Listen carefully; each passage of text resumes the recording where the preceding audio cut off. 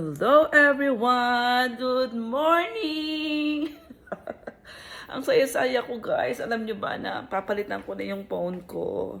Kung hindi ko pa nalaman na libre pala yung phone ko, hindi ako magpapalit ng phone. Alam nyo ba, 5 years na tong phone ko, hindi ko pinapalitan.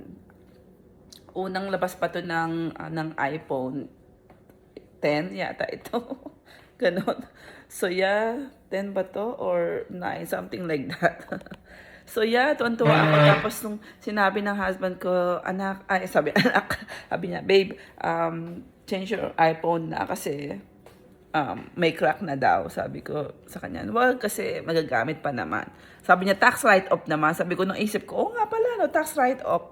So nung naglook-look siya sa Verizon. Sabi niya, babe, wala ka namang babayaran. Wala kang